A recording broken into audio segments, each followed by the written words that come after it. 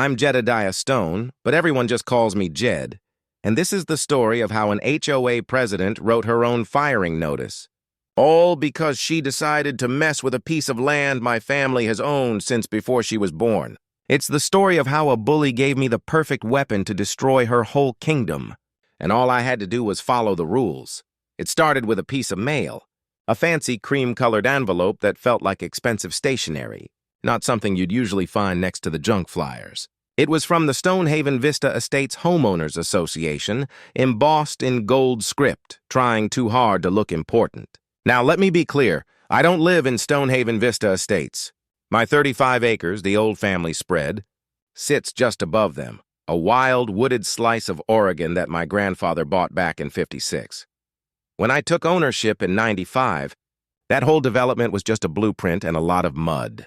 But here was this official-looking letter, addressed straight to me, Jed Stone. The first thing I saw inside wasn't a friendly hello, it was a threat, a $27 and $50 fine for non-compliant water storage. The letter, signed by the new HOA president, a real estate shark named Brenda Vane, accused me of hoarding Springwater. She claimed the old spring-fed retention pond I'd maintained for 30 years was now a critical hydraulic hazard to their new million-dollar neighborhood right down the hill. Clipboard Vane, that's what the guys at the feed store called her, demanded I release the excess stored water. Drop the damn gates now or you will be held personally liable. My initial feeling wasn't anger, it was just exhaustion. I'm a retired welder, 20 years in the Army before that. I believe in following the code, doing things right. That pond isn't a hazard. It's a meticulously managed overflow system I built myself back in '96, complete with blueprints approved by the county planning department. It's protected the downstream land from flash floods for decades. This woman was just trying to throw her weight around, and I figured it was a paperwork problem that a little paperwork could solve. So I called Rick, the senior water inspector at the county. A good man, seen it all. I explained the situation, and I could practically hear him shaking his head over the phone. "Jed," he drawled, "that pond of yours is grandfathered in 6 ways to Sunday. We got the records. You're fine. They can't touch you." That was my first glimmer of hope, just a misunderstanding with a neighborhood tyrant who hadn't done her homework. I scanned my original 1996 county-approved blueprints, the stamp clear and official. I attached them to a polite professional email to the HOA board, explained the pond's history, and figured that would be the end of it. A simple mistake, cleared up with facts. Boy, was I wrong. Their response came 2 days later, short and surgical. It hit me like a kick to the gut. "Mr. Stone, your documents are irrelevant. Our records indicate your operational permit expired in 2015. You are in violation." They even included a fake permit number, WRP 21048B, that looked official enough, but something was off. Expired? The county didn't issue expiring permits for a private retention system like mine. It was a one-time construction approval. My tired feeling evaporated, replaced by a cold, hard focus. I went down into my basement, pulled out my old folder labeled Water System 1996 Present, and checked everything. That permit number they sent? It didn't exist in the county's system. It didn't match the format. It was a phantom number, completely fabricated. This wasn't a mistake anymore. This was a lie, a deliberate act of fraud. As if on cue, my phone buzzed.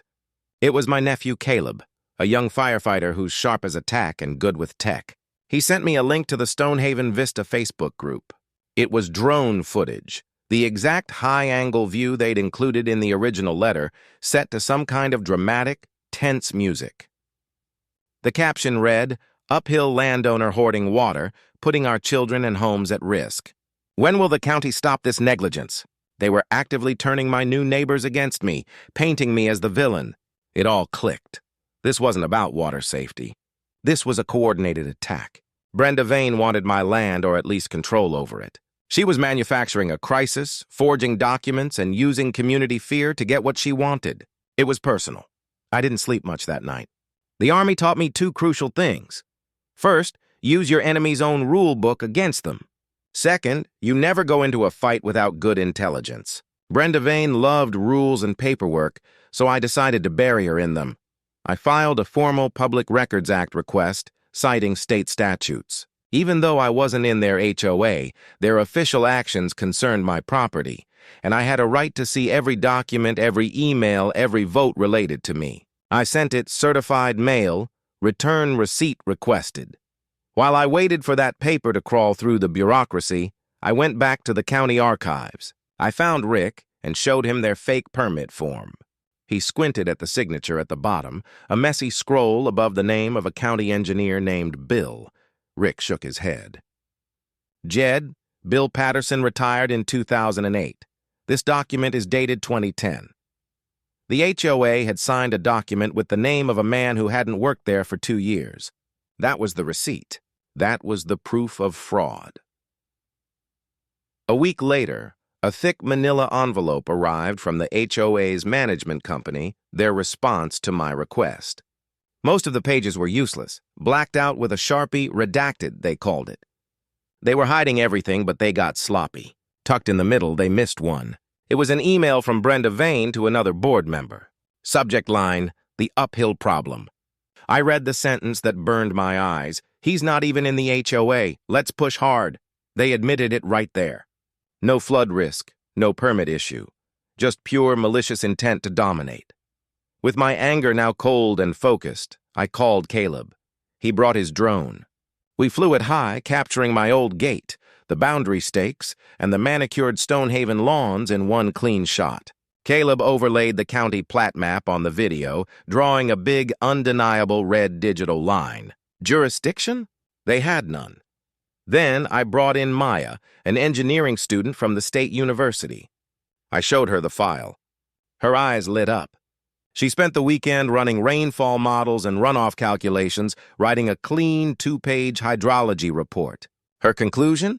Removing my gate, as the HOA demanded, would cause significant and predictable downstream erosion and sedimentation. In other words, the HOA was demanding I flood them. I now had a file thick with facts, original permits, certified engineering reports, sworn statements, and proof of a criminal forgery. Brenda Vane had started a war of paperwork, thinking she was the only one with an army. She had no idea I was bringing my own artillery. Then came the final move. A courier arrived, clipboard in hand, with an oversized envelope. I knew before I opened it what it was. The ultimate final notice. In bold red letters, failure to comply will result in maximum daily fines and holding you, the property owner, personally liable for any and all future flood events. It was signed, dated, and notarized. They even paid extra for a fancy gold seal. I read it, and a strange calm washed over me. I almost smiled. This wasn't a threat. It was a gift. They had finally put their stupid, illegal demand in writing, signed it, and hand-delivered it. It was the single dumbest, most arrogant thing Brenda Vane could have possibly done. I called the county inspector, Rick, one last time. Rick, I said, I've received a final notarized order from the HOA demanding I remove the retention gate. It says I'll be liable if I don't. I heard his sigh, but his voice was steady. Jed, technically, they're an acting governing body for their subdivision. My official advice? Document everything. Once you comply with a written directive from a governing body, your liability for the outcome of that compliance is zero. The liability transfers to them. They ordered it. They own it. That was the green light. That was the legal shield. I typed up my own notice. Per the attached notarized directive from the Stonehaven Vista HOA dated October 12th, the retention gate on this property is being opened to allow for the free flow of water. This action is being taken under duress and to comply with their final notice. I nailed it to a stake right next to the dam. I mailed copies certified mail back to the HOA, to the county, and to an old Army buddy who went on to become a lawyer. My paper trail was perfect. The next afternoon, Caleb set up his GoPro high in an old oak tree, giving us an impartial witness. Recording everything 24/7, I walked up to the gate with my heavy pipe wrench. I fit the wrench onto the big nut on the release screw. I didn't throw the gate wide open, that would be reckless. And that's what they expected. Instead, I opened it just 2 inches. It was enough. A small, steady stream of clear spring water, no bigger than my arm, began to flow out of the pond and down the natural runoff channel toward their perfectly manicured green belt. It wasn't a flood. It was a promise. I sat on my porch, listening to the weatherman talk about a massive system moving in. 4 to 6 inches of rain over the weekend. All I had to do now was let them have exactly what they asked for. Gravity would do the rest. The small stream trickled down, following the old runoff channel. Everything was working exactly as designed on my land. It was the HOA that wasn't working. I saw a notice tacked up on their community board announcing the first annual Stonehaven Spring Garden Fete for the coming Saturday. The location? Their community greenbelt. The same sloped field directly at the bottom of my runoff channel. It was like planning a picnic on a railroad track. Then the true idiocy began. Clipboard Vane wanted a clean view for her party, so she hired a commercial landscaping crew. I watched through my binoculars as 2 men with heavy-duty brush hogs leveled the entire 30-foot-wide native grass stormwater buffer, a protected wetland buffer that held the soil. Together and soaked up excess water like a giant sponge. They had just bulldozed their own last line of defense, and Caleb's GoPro recorded every second of it. By Wednesday, the effect was obvious. My steady little stream of water hit the bare dirt of the green belt, carrying loose topsoil with it. It pooled around their storm drain at the bottom of the field. I could see the problem from my property line. The culvert pipe was completely clogged with last fall's leaves and trash. They had spent thousands on landscapers to make the place look pretty, but hadn't spent $50 to clean out their own drain. The puddle grew into a small pond. Then, Thursday brought the final ingredient, a water company truck speeding down the road. A contractor installing a huge in-ground pool had hit a water main. For 3 hours, thousands of gallons of chlorinated water gushed down the street, straight into that same overloaded, clogged storm drain. The muddy puddle was now a small swamp. That evening, the light rain began. It was time. Caleb sent his drone up. The view on his controller screen was damning. We saw the steady, clear stream coming from my land, hitting the barren, scoured green belt. We saw the massive, muddy swamp that had swallowed the entire field and was now creeping up the lawns of the houses that bordered it. He flew the drone lower, showing the hopelessly packed debris clogging the culvert, a perfect storm of their own making. Caleb put together a full report. He put the GoPro footage of the landscapers destroying the buffer side by side with the drone footage of the resulting flood. He overlaid the rainfall data. The final video wasn't an angry rant. It was a professional engineering assessment that told a story of pure, unfiltered negligence. That night, with the real rain starting to come down hard, I opened my email. I attached Caleb's video file. The message was short, only 5 words long, addressed to Rick, the county inspector. I complied. They didn't. Regards, Jed Stone. Then I hit send, turned off the computer, and listened to the drumming rain on my tin roof. By dawn, the rain had softened, but the damage was done. It was Saturday, the day of the garden fete. The entire HOA greenbelt was gone. In its place was a shallow brown lake stretching from one end of the common area to the other. The carefully mowed turf was a swamp. The water had breached the decorative curb and was now a sheet of muddy water flowing across the lawns of the 3 houses at the bottom of the hill. It was a disaster, and it was a beautiful sight. My phone rang just after 10 a.m. I let it ring 4 times, then picked it up. "Hello," I said, my voice calm and even. The voice on the other end was a shriek, high-pitched and full of sputtering rage. It was Brenda Vane. "You did this, you psychopath!" she screamed, her voice cracking. "You flooded us. You deliberately tried to destroy our homes. We're ruined! I'm calling the sheriff. We are going to sue you for everything you have." I took a slow sip of my coffee. I let her finish her tirade. When she finally paused for air, I spoke, my voice quiet, almost gentle. "Brenda," I said, using her first name for the first time, "I just followed your orders. You sent me a notarized letter demanding I open the gate. You have my certified letter confirming I did exactly what you asked. You wanted the water. Now you have it." There was a dead silence on the line. I could almost hear the gears in her brain grinding to a halt, trying to process the legal implication of her own signature. She sputtered something about her lawyers, and the line went dead.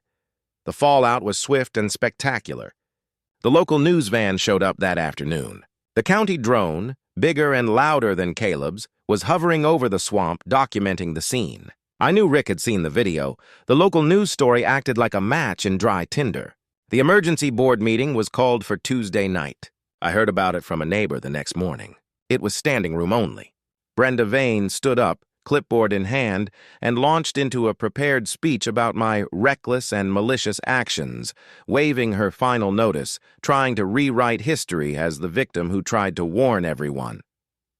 She demanded an immediate lawsuit against me. Then Frank, a quiet board member who owned the hardware store, stood up. He walked to the front of the room, plugged his laptop into the big screen TV, and without saying a word, he played Caleb's video. The room fell silent. For 10 minutes, the residents of Stonehaven Vista watched the undeniable truth unfold. They saw their own landscapers destroying the natural buffer. They saw the close-up of the hopelessly clogged culvert. They saw the timeline showing all the water sources, and then they saw Brenda's notarized letter, her signature bold and clear, right next to the words, "Remove all artificial barriers." When the screen went black, the silence was deafening. My neighbor said Brenda Vane's face went white as a sheet. The board called for an immediate vote. The motion wasn't to sue me. It was to suspend Brenda Vane as president, pending a full investigation. The vote was 3-1. The next day, the official letter arrived from the county. It was addressed to the HOA. The county had issued a total of $85,000 in fines for the illegal destruction of a protected wetland buffer, for the failure to maintain their stormwater system, and for non-compliance with long-standing retaining wall safety orders. The final nail came from the local news, who ran an investigative piece with the folder I gave them. They showed the forged permits side by side, with a statement from the county confirming the engineer whose name was on it had retired 2 years before it was supposedly signed. The story was no longer about a flood. It was about fraud. The sheriff's office opened a criminal investigation into document falsification, with Brenda Vane as the primary person of interest. Her carefully constructed world of rules had crumbled because she built it on a foundation of lies. About a month later, a moving truck pulled up to her house. She and her husband sold their home at a loss and were gone before the end of the season. After the storm, there's a certain kind of quiet. My work wasn't over. I closed my dam gate back to its normal position, and then I went to work building a new, proper overflow channel. I hired Maya, the engineering student, and we designed a secondary spillway, wider and shallower, lined with heavy river rock to prevent erosion. It was an elegant solution, built to handle a 100-year flood event without breaking a sweat. I had it certified and mailed the final approval to the new HOA board, just for the record. Their resolution was much more expensive. The HOA's insurance refused to cover the damages, citing gross negligence. The board had to levy a massive special assessment on every homeowner to pay the county fines and the 6-figure settlements to the 3 flooded families. Their community project was no longer a new pickleball court. It was paying for their own incompetence. But here's the unexpected twist, the part that finally brought me peace. One evening, I was checking the new spillway when I saw a car pull up to my gate. It was Frank, the board member who played the video. He walked up to me, hesitant, not comfortable with grand gestures. "It's looking good, Jed," he said, nodding toward my pond. "I appreciate that." "Frank." We stood in silence for a minute, listening to the birds. "Look," he said finally, meeting my eyes, "I know things got ugly. But on behalf of the new board, I wanted to thank you. I must have looked confused," he continued. "That retaining wall the county flagged? The engineers said it was one big storm away from a catastrophic failure. If that thing had gone, it would have taken out half a house. Your little flood exposed it. It forced us to finally fix it. You didn't ruin our community," he said, looking back at the neighborhood down the hill. "You saved us from a much bigger disaster." He stuck out his hand and I shook it. It was the only apology I ever got, and the only one I needed. My life is quiet again, just the way I like it. My pond is calm and clear. The HOA unanimously voted to add a new bylaw, requiring certified third-party engineering reports and a formal opinion from a qualified attorney before they can ever take action against a non-HOA property again. They built offensive rules, not to control others, but to protect themselves from another leader like Brenda. All I did was follow orders. Sometimes that's all it takes when the orders are dumb enough. Tell me what you think. Was I legally right or morally wrong to let nature take its course? Have you ever had to fight a bully with their own rule book? Drop your stories in the comments below, and don't forget to like and subscribe for more tales from the old country.